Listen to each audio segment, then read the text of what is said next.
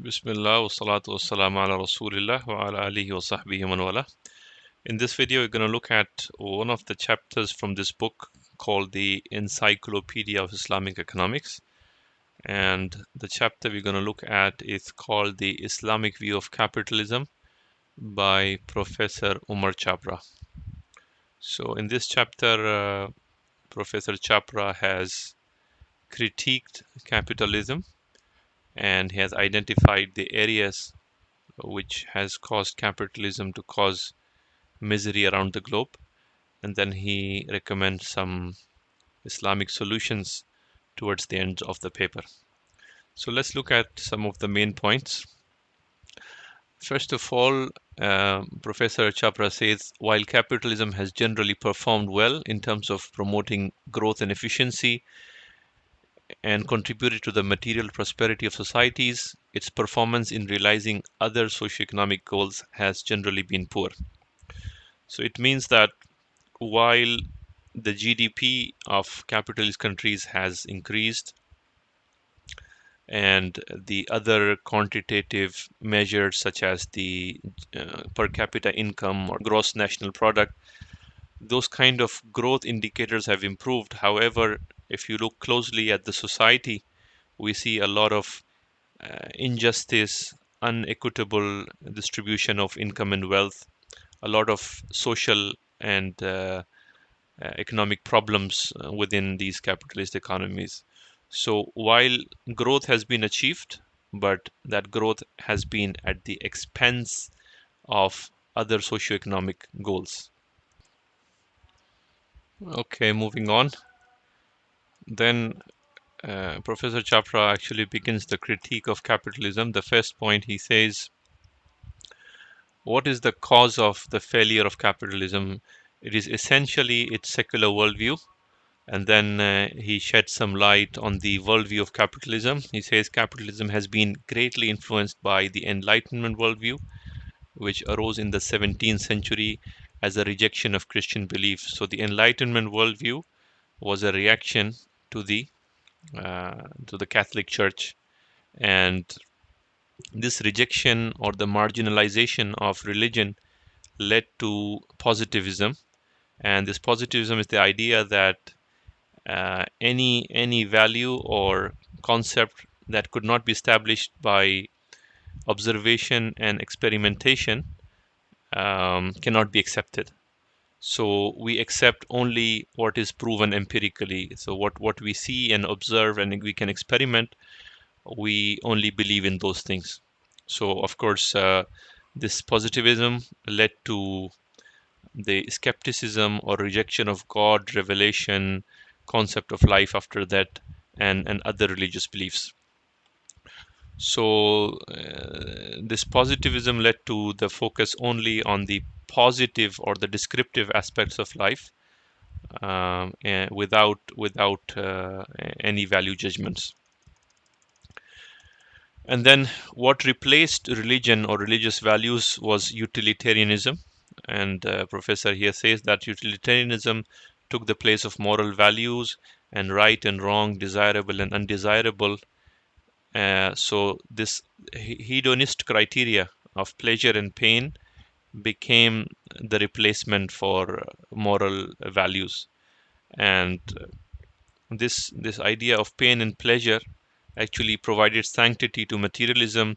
It gave rise to the economic concept of the economic man or the Homo economicus. So in economics, we have the idea that man is a maximizer. So the objective of a man is to maximize his self-interest and maximize his wealth and want satisfaction. Now, the way economics is structured is through the idea of self-interest. So the idea is that the self-interest can solve all the problems of an economy through the market mechanism. And we'll explain shortly what that means. There's a quote by Mears. It says, the serving of self-interest became the moral equivalent of the force of gravity in nature. Just as the force of gravity is objective, Similarly, the idea of self-interest is objective, and it explains and solves the economic problems. So the idea was as follows. It was not necessary to worry about the social interest because the invisible hand of the market would automatically lead to universal opulence or the welfare of the people. So the idea was when consumers and producers come together in the market, they are both self-interested and they both come to seek utility and satisfaction of their wants. So the consumer comes to buy goods and services, the producer comes to the market to sell, and both of them are acting in their self-interest. However, that self-interest is leading to positive outcomes through the invisible hand of the market. And invisible hand of the market refers to the unintended consequences. So nobody is intending good of the society. However, when they come together, it invisibly or unintentionally leads to positive outcomes. And then he goes on to say the crucial feature in the entire logic of capitalism was his secularist worldview, which led to an undue emphasis on the serving of self-interest and a neglect of the role of moral values in the realization of social economic goals. So the idea was if everybody acts selfishly or everybody acts in self-interest, it would lead to social interest. So social interest or social goals of a society do not need to be met individually. So everybody just looks after this. So that's self-interest, and through the market mechanism, through the invisible hand, the society will be looked after automatically. It began to be argued that the free interaction of the consumers trying to maximize their utility and the producers trying to maximize their profit will lead to um, positive outcomes for the society. And then he goes on to say, according to the capitalist, the classical liberalism or classical capitalism, that at the point of equilibrium, consumer satisfactions and utilities are maximized, the supplier costs are minimized, and the factor earnings, i.e., the wages and the profits, are maximized. So, if there is perfect competition, then without any government intervention, without any social objectives or social measures, then basically the consumers are satisfied, the producers are happy, and the workers and businessmen, everybody is happy if the perfect competition holds in the market. So there is no need of any intervention by the government or by the society, since the market will take care of itself through the invisible hand.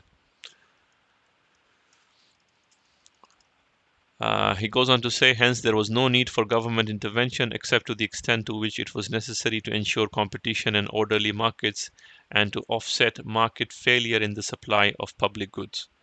So in the classical capitalist model, there is no need of government intervention. So as we mentioned, the the market demand and supply forces will basically lead to optimal outcomes. So the producers will try to minimize their production costs. The consumers would try to bargain for the lowest price, and then based on this bargaining and demand and supply, there will be optimal outcomes in the society.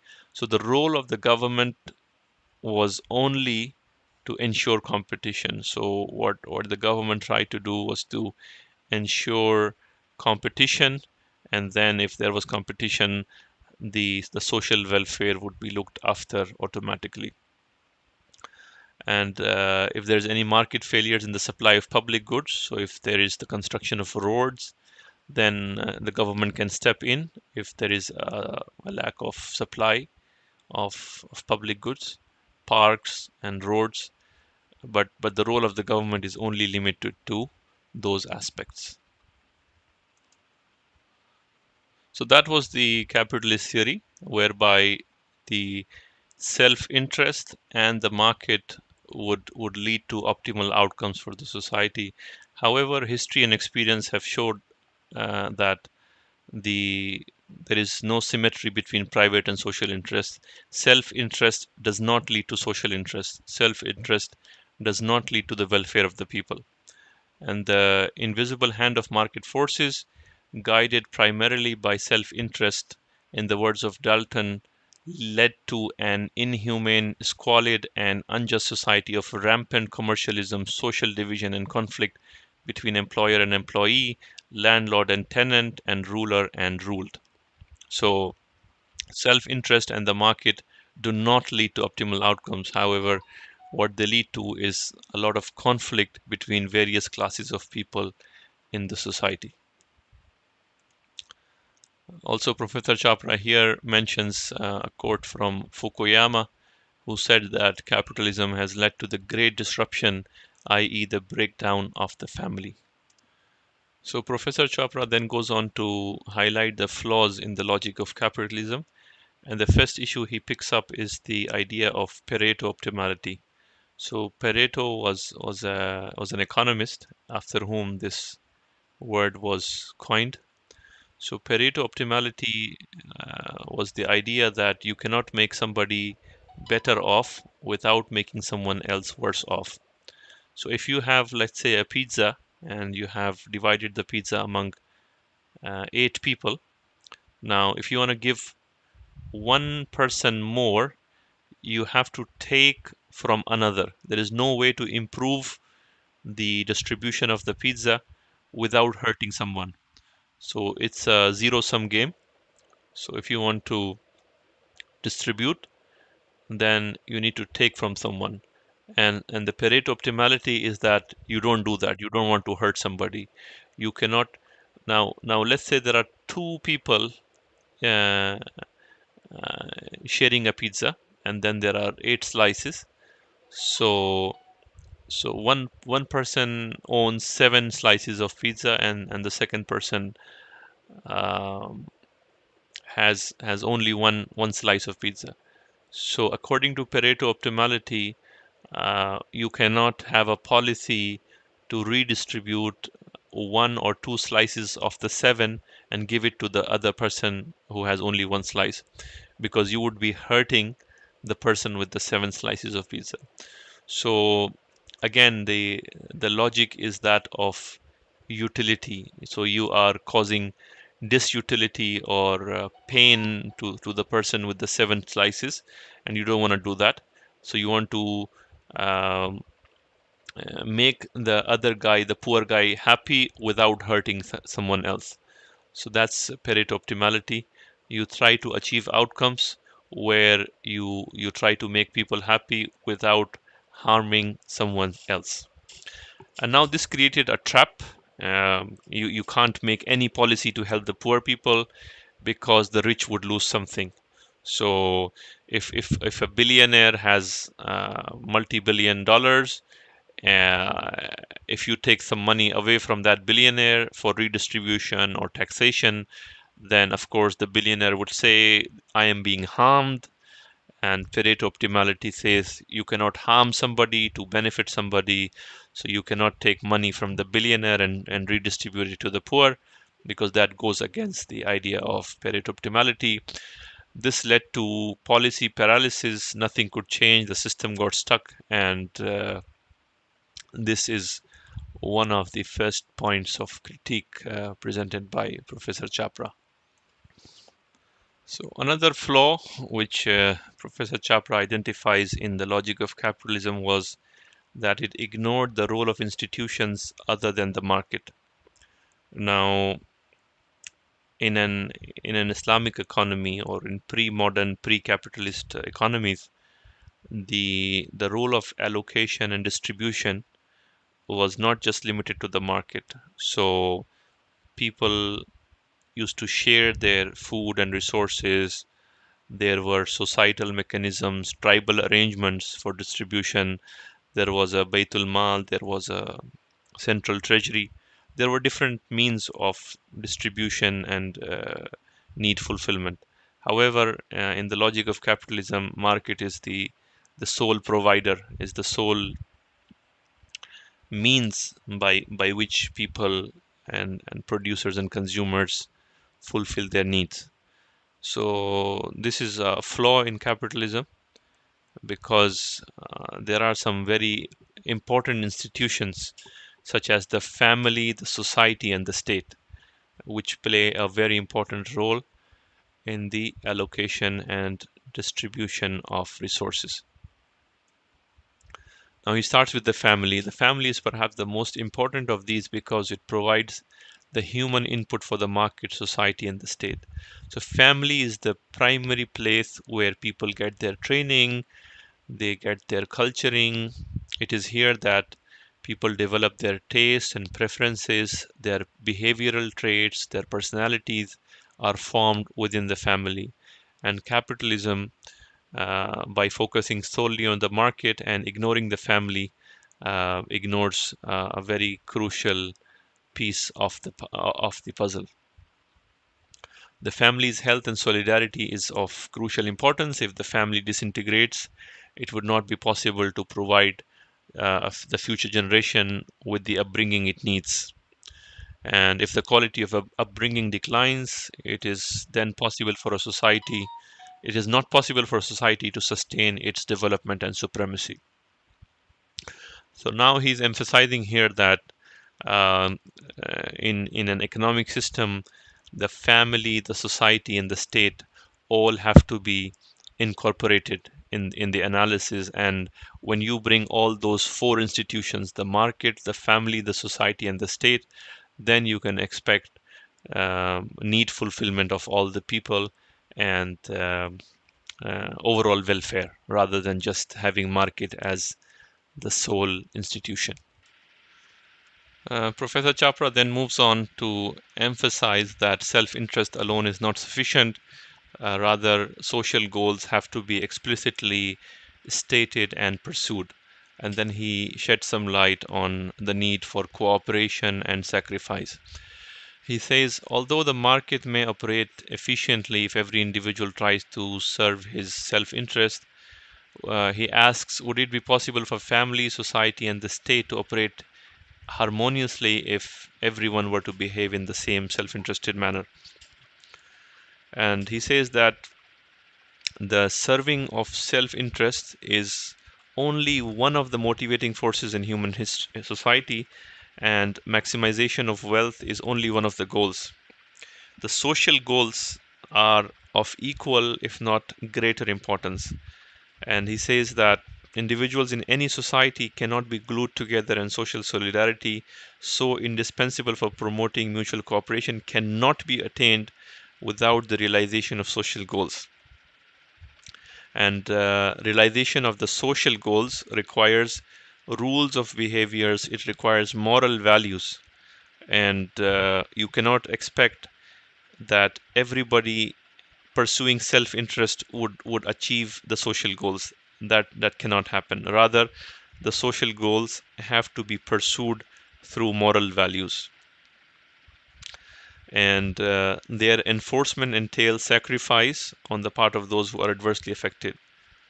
So achieving these social goals would require sacrifice from the people. So self-interest alone cannot lead to universal opulence or overall welfare of the society.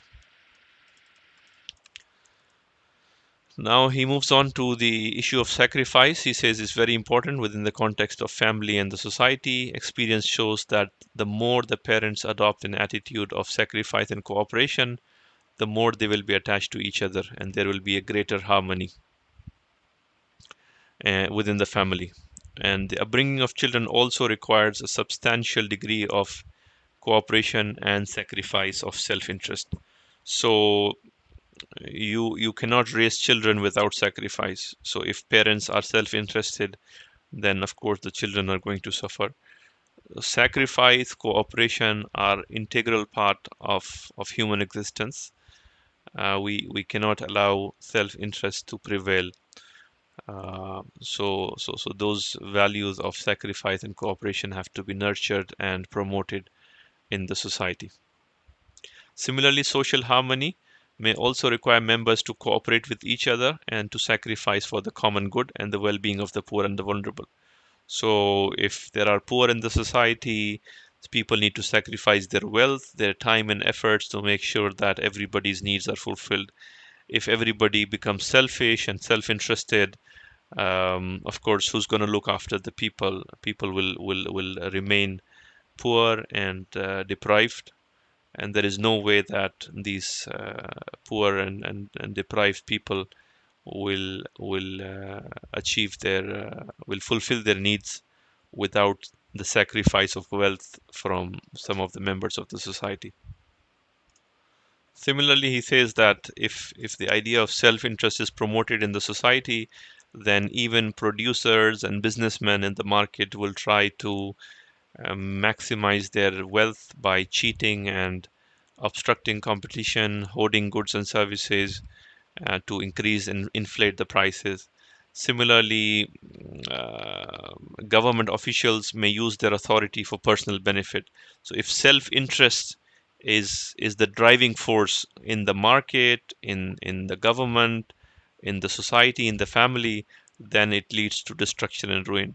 So here he is emphasizing that we need to look beyond self-interest. We need to look at cooperation and sacrifice within all those four institutions.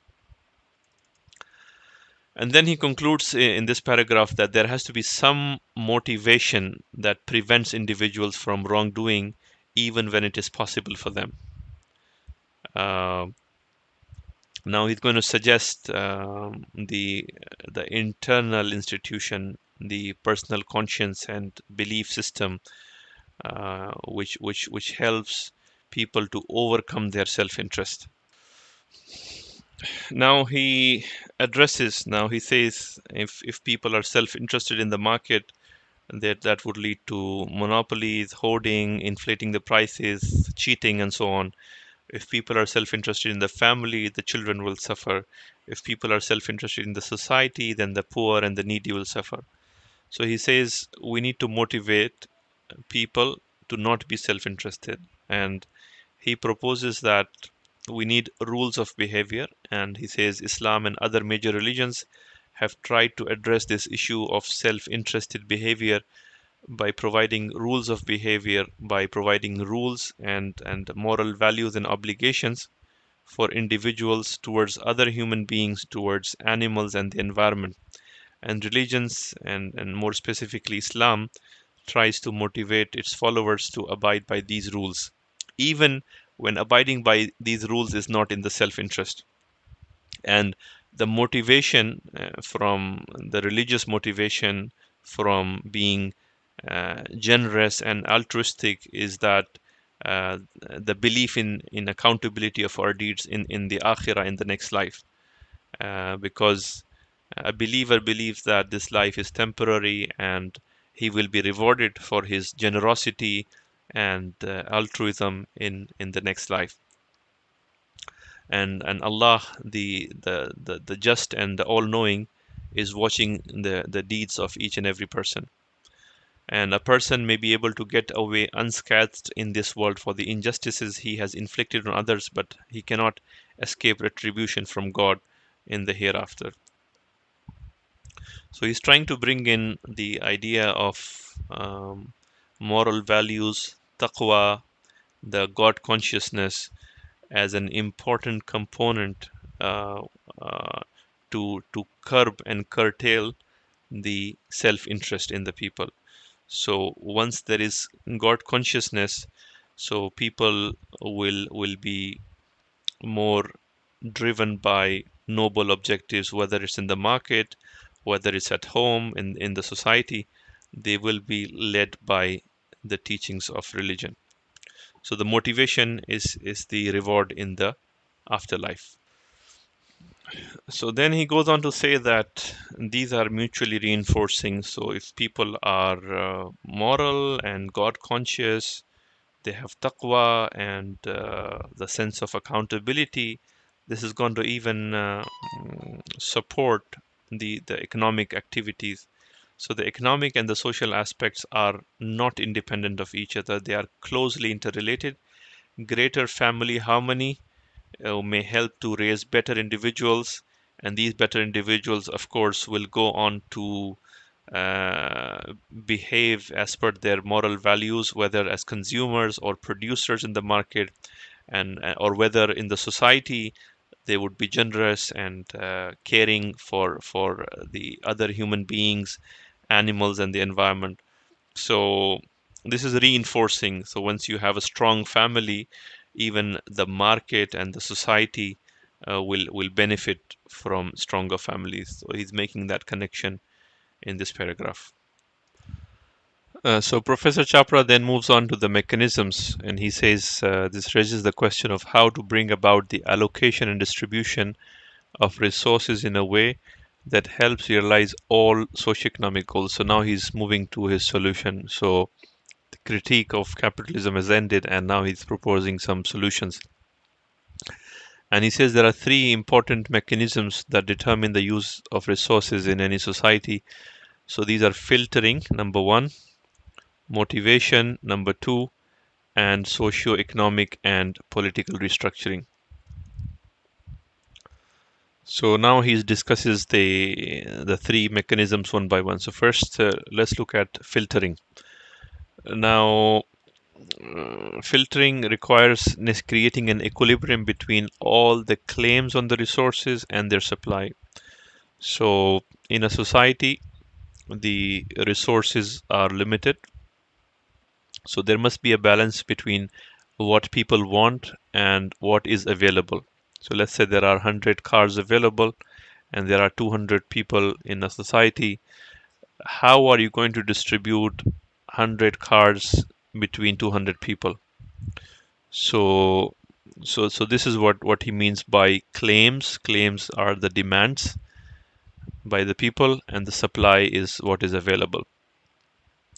Now, for this purpose, the claims need to be passed through a filter. So there is a need for a system by which we can filter out who gets what. So you have 100 cars and 200 people. You need some sort of a system to allocate these 100 cars among the people. The filtering needs to be done in a way that ensures the realization of goals. You need to allocate the 100 cars in a way that maximizes the fulfillment or the satisfaction of the people and helps to realize the goal. Now, three of the most important ways of filtering are as follows. The first is central planning, which is the socialist way. So the government, let's say, decides all the 100 working class people who need to go to their offices, those 100 people will get the 100 cars. That's central planning. Okay. The market mechanism is by the the demand and supply and the ability to pay. So through the market mechanism, those people who have the money to buy the 100 cars would get the cars based on the demand and supply. And the third way is the moral values. And then he will explain each of them. So he then goes on to say that government planning did not work well in the socialist countries, and those socialist countries have abandoned central planning and they have moved on to the market mechanism. And the market mechanism is much better than central planning. However, he says there is a problem with the use of the market mechanism for the filtering, since it is possible to have several market equilibria depending on which tastes and preferences of individuals and firms interact with each other. So the idea of market mechanism is that the price gives signals. So the resources will flow in the economy based on the price. So if, let's say, the price of corn is high in a society, the farmers will start producing corn. If there is demand for luxurious villas, and townhouses, then the builders and contractors will start constructing those houses. So the resources will move and flow according to the price. So depending on whether the price goes up or down, people will make decisions based on the price signals. Now he's saying, although it's a good idea that price dictates the flow of resources generally, but that can lead to issues. So, for example, if there are billionaires in a few billionaires in the country who want luxury villas and mansions, and the contractors start only shifting resources to fulfill their needs. However, what's required is affordable housing for the masses. The affordable housing, the profitability is much lower, the price is low, so contractors are not interested in that. They are more interested in the higher profitability segment, which is the townhouses and the villas and mansions. So there will be an overproduction, underproduction of the affordable housing, and that's what he's referring to as multiple equilibria, which can be inefficient and unjust and may not help the fulfillment of the needs of the people. Now, again, he proposes that what is required is there should be a mechanism, a moral filter by which we can change the individual tastes and preferences in a way that leads to the desired kind of equilibrium. So, if people, let's say, all the people in the society have a simple lifestyle, then possibly the contractors will respond to that and make simple houses for the entire population, not very fancy, luxurious mansions for a few. Rather, they will cater to the needs of the entire population. So he's again reinforcing the idea that moral values can help to adjust and modify the demand signal in an economy. Then he discusses the second mechanism, which is motivation. So the filtering we've discussed. Filtering is either central planning, market, or moral values. And he's suggesting that a mix of moral values and market mechanism is a good filter. So let's look at the motivation. What motivates the people? So he says the serving of self-interest has proven to be an effective motivating mechanism for increasing growth, efficiency, competition. However, it has not led to justice and equitable distribution in the society. So, um, again, if people are motivated more by not by just by self-interest, but more by a sense of moral obligation, by a sense of accountability in the next life, then that motivation can alter their behavior and lead to the overall welfare of the people. Now the third component, he says, in addition to the market mechanism and the moral values, we also need an enabling environment. We need a social, economic, and political reform. So we need to create an enabling environment of social, economic, and political values and institutions that influence individuals positively in a manner that would be conducive to the realization of human well-being. So he's calling for a more radical and comprehensive reform at the level of the society, economy, and politics. So those institutions and those systems will reinforce the fulfillment of the needs of all the people in the society. And then he asks, can such reform be brought about by reliance on market forces alone without a crucial role being played by the society, the state, and educational and religious institutions? Then he moves on to the new direction and he makes some recommendations in this section. Now he says mutual trust of market participants is now considered to be indispensable for enabling the market system to function effectively. So trust is important, and trust develops when there is an assurance that the counterparty will faithfully adhere to the rules of behavior. So he's saying that we need to look beyond self-interest. We need to look at all these various moral institutions and rules of behavior. And then he says the cost of enforcing the rules of behavior may be significantly lower if there is some effective mechanism for self-enforcement. And this self-enforcement comes from the innate goodness of human beings, i.e., the idea of God consciousness and moral values. Also, it is necessary for the enforcement to be at the level of the society. It could be through the creation of an enabling environment, through the incentives and deterrents, which could be this worldly or otherworldly. So this worldly incentives and punishments would be like social prestige and ostracization, monetary benefits and losses, or fines and imprisonment. And then other worldly incentives, of course, is the attainment of paradise and salvation in the next life, and the deterrent is punishment in the hereafter.